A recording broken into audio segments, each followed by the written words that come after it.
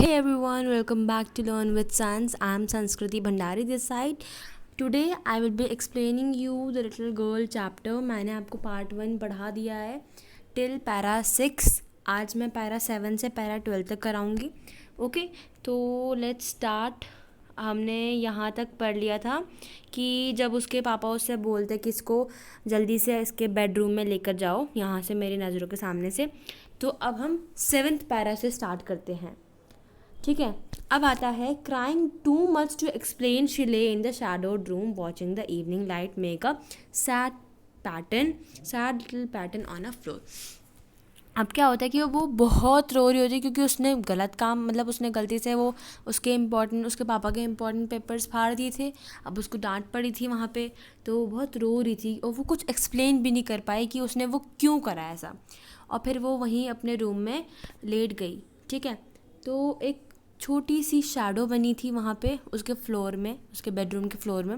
वो भी बहुत ही सॉरो टाइप थी, बहुत सैड सी थी.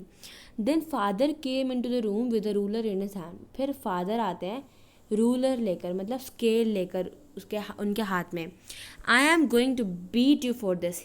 वो कहते हैं मैं अब तुझे इसके लिए पनिशमेंट दूंगा, मैं आपको पनिशमेंट दूंगा. Oh no no. तो वो कहती है ओ नो नो, वो चिल्ला के कहती है, वो रो रो के कहती है नो ही नहीं, मेरे को प्लीज़ ऐसा मत करो. Hiding under the bed cloth. वो बेड क्लोथ जो बेड शीट होती है उन सब के नीचे छुपने की कोशिश करती है. ही पुल देम असाइड. फिर वो क्या करता है, वो सब चीज़ वो ऐसे खींच के सब फेंक देता है अलग. सेटअप ही ऑर्डर. फिर वो ऑर्डर करता है बैठो इधर एंड होल्ड योर हैंड्स. फिर वो कहता है कि अपने हाथ आगे लाओ. You must be taught once for all not to touch what does not belong to you. अब फिर वो कहता है कि तुम्हें एक बार तो पनिशमेंट मिलनी चाहिए कि तुम्हें वो चीज़ नहीं छेड़नी है जो तुम्हें बिलोंग नहीं करती है, जो तुम्हारी नहीं है. But it was for your birthday. फिर वो कहती है ये आपके बर्थडे के था. फिर वो स्कैमर करके कहती है, फिर वो ऐसे शटा करती है. Down came the ruler on her little pink palms. फिर उसके वो प्यारे से पिंक कलर के छोटे छोटे पाम्स में वो ऐसे रूलर मारते हैं. 8 पैराग्राफ पढ़ते हैं. 8 पैराग्राफ में क्या है. Hours later when grand mother had wrapped her in a shawl and rocked with a rocking chair. फिर जब उसकी ग्रैंड मदर आती है कुछ घंटों बाद, तो क्या होता है उसकी जो ग्रैंड मदर है ना, वो बहुत केयरिंग सी थी और वो उसको अपने शॉल के आसपास लपेट लेती है और एक रॉकिंग चेयर में बैठ जाती है. The child clung to her soft body. उसकी जो केजिया थी, अब वो उसकी ग्रैंड मदर की सॉफ्ट सी बॉडी थी उसमें हग करके उनको बैठ जाती है. What did God makes father for. फिर वो रो रो के कहती है कि भगवान ने फादर बनाया ही क्यों है. Here's a clean hankie darling, blow your nose, go to sleep pet, you will forget all about it in the morning. I tried to explain to father but he was too upset to listen tonight. तो जब उसकी grand माँ है उसको इतने प्यार से समझाती है कि यहाँ पे क्लीन हैंकी है, इससे अपने जो नोज़ है वो ब्लो साफ़ कर लो, अपने आंसू पोंछ लो और अब सोने चले जाओ. पेट उसने प्यार से बोला है, बेटा जैसे हम बोलते हैं हिंदी में, तो उसने पेट प्यार से बोला है. You will forget all about it. वो कहती है कि तुम सुबह तक सब कुछ भूल जाओगे, अब तुम सो जाओ. मैंने तुम्हारे पापा को एक्सप्लेन करने की कोशिश करी लेकिन वो बहुत ही अपसेट था टू नाइट, तो मैं उसको कुछ एक्सप्लेन कर नहीं पाई. ठीक है, but the child never forgot. Next time she saw him she quickly put both hand behind her back and red colour flu into her cheeks. अब अगली बार जब भी वो अपने पापा को देखती थी तो उसके जो पाम्स थे वो उसको अपने पीछे बिहाइंड हर बैक उसको पीछे कर लेती थी, छुपा लेती थी और उसके जो रेड उसके जो चीक्स थे वो रेड कलर के कन्वर्ट हो जाते थे. ठीक है, अब हम 9th वाला करते हैं. The McDonald's lived next door. अब उनके जो नेबर थे मिस्टर मैकडोनल्ड, अब उनकी बात आती है कि वो कैसे थे. वो नेक्स्ट पड़ोसी थे. They had 5 children. उनके 5 बच्चे थे. Looking through a gap in the fence the little girl saw them playing tag. अब वो जो फेंस है, उनके जो घर की फेंसिंग थी उसमें छोटा सा गैप था जहाँ से वो देखती है कि वो अपने 5 बच्चों के साथ टैग खेल रहे. टैग एक गेम है, जैसे हम पकड़म पकड़ाई खेलते हैं वैसे ही टैग एक गेम है, कैचिंग वन अनदर. तो इवनिंग की बात है, वो इवनिंग टाइम था वो.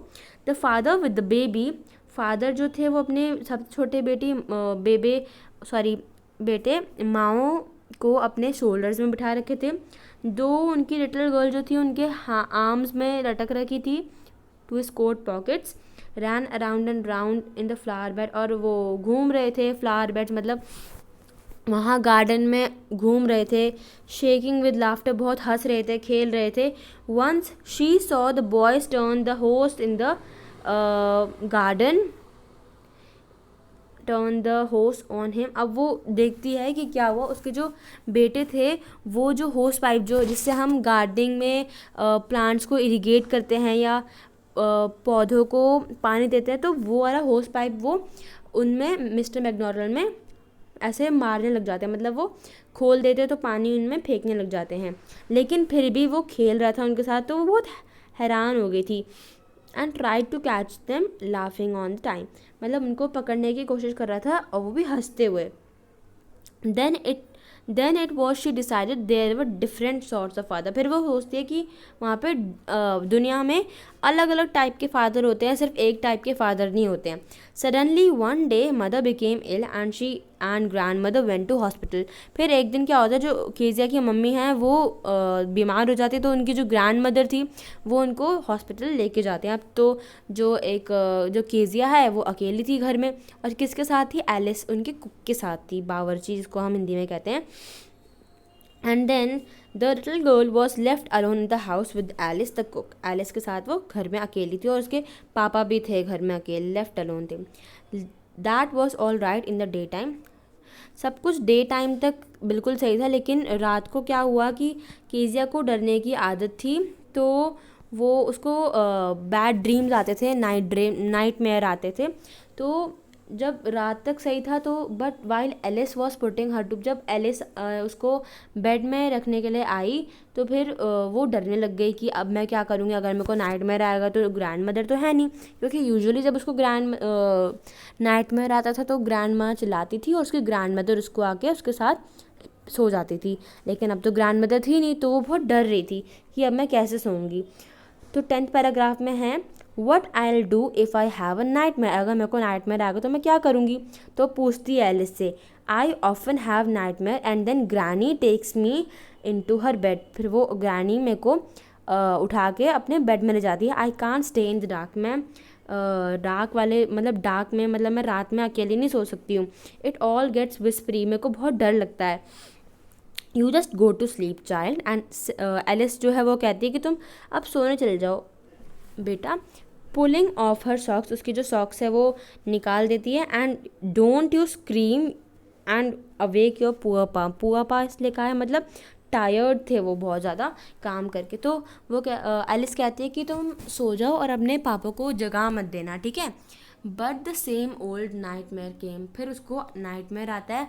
The butcher with the knife and a rope, उसको क्या दिखता है, द बचर वो होता है जो वो नहीं काटते, कुछ मीट वीट जो काटते हैं वो बचर होते हैं। एंड उसके हाथ में था एक नाइफ और एक रोप, जो उसके पास ही आ रहा था। हो के nearer and nearing smiling a that dreadful smile, मतलब बहुत डरावनी सी स्माइल थी उसकी। While she could not move could only stand still, वो सिर्फ मूव नहीं कर पा रही थी, वो सिर्फ वैसी की वैसी स्टैंड मतलब स्टिल खड़ी थी।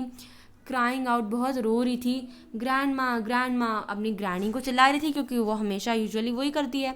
She woke shivering to see father beside, फिर वो उठती है, वो देखती है मतलब कांपते हुए देखती है कि जो पापा हैं उसके वो उसके साइड में बैठे हुए हैं, उसके बेड के साइड में, उनके हाथ में कैंडल है। फिर वो जो उसके पापा हैं वो पूछते हैं क्या हुआ, व्हाट्स द मैटर। फिर 11th पैराग्राफ में है, ओह अब बच्चो a knife I want granny. तो कहती है मेरे सामने एक बच्चर है, मेरे को बहुत डर लग रहा है, एक नाइफ है उसके हाथ में, रोप है, मेरे को ग्रैनी चाहिए।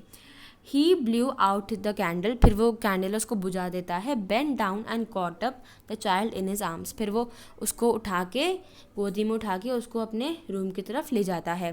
Carrying her along the passage to the big bedroom, उसके बिग बेडरूम की तरफ उसको ले जाता है। A newspaper was on the bed, उसके बेड में था न्यूज़पेपर, उसके बेड में पड़ा हुआ था।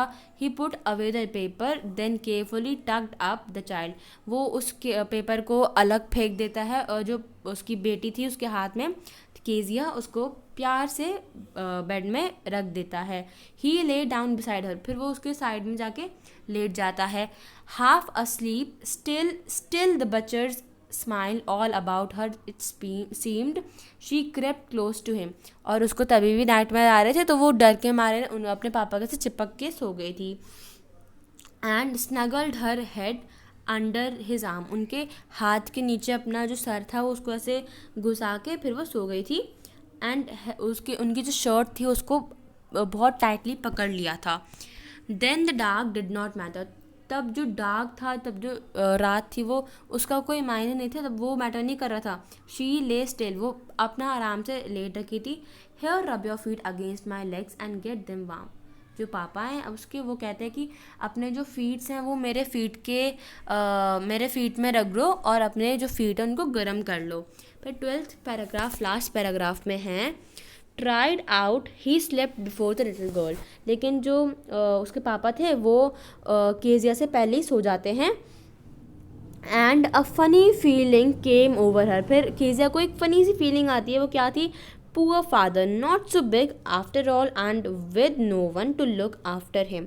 फिर वो कहती है बेचारे पापा, उनको कितना काम करना होता है, वो इतने बड़े भी नहीं हैं, मतलब जैसे वो सोचती थी जाइंट की तरफ, वो ऐसे भी नहीं हैं, और उनके लिए कोई उनका ध्यान रखने वाला भी नहीं है।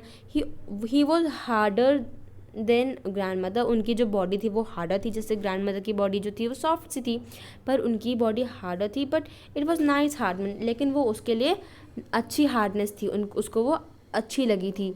And every day he had to work and was too tired to be Mr McDonald, तो वो कहती है कि सोचती है कि ये कितना काम करते हैं, मॉर्निंग में जाते हैं इवनिंग में आते हैं, ये मिस्टर मैकडोनल्ड की तरह थोड़ी ना खाली हैं जो हमारे साथ खेलेंगे, तो बहुत काम करते हैं हमारे घर को चलाने के लिए।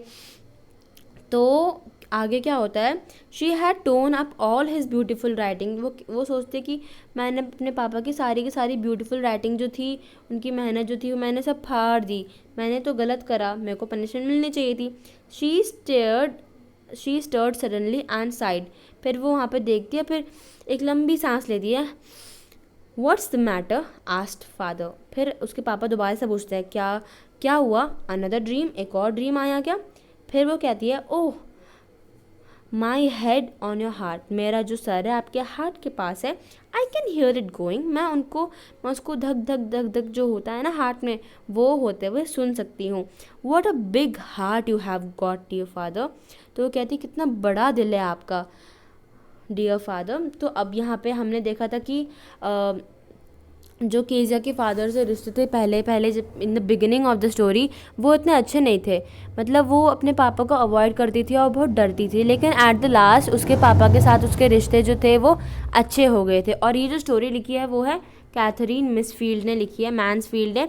उनको बस यही दिखाना था कि पेरेंट्स और जो चिल्ड्रन होते हैं उनके बीच में जो बॉन्ड ऑफ लव होता है कितना इंपॉर्टेंट होता है, कितना ज़रूरी होता है, कैसा होना चाहिए, ठीक है। तो बस इसको एक्सप्लेन करने के लिए उन्होंने स्टोरी लिखी है। So I hope it's all clear to you and yes we have completed this chapter here and if you like this video please आप लाइक बटन दबाइए, और अगर आप चैनल पर नए हैं तो प्लीज़ चैनल को सब्सक्राइब करिए, बेल आइकन दबाइए ताकि आप मेरे चैनल पे अप टू डेट रहें। और प्लीज़ प्लीज़ प्लीज़ कमेंट करिए अगर आपको कोई प्रॉब्लम है, आपको अगर कोई नया चैप्टर चाहिए तो मेरे को प्लीज़ कमेंट बॉक्स में बताइए। Okay till then bye bye, take care.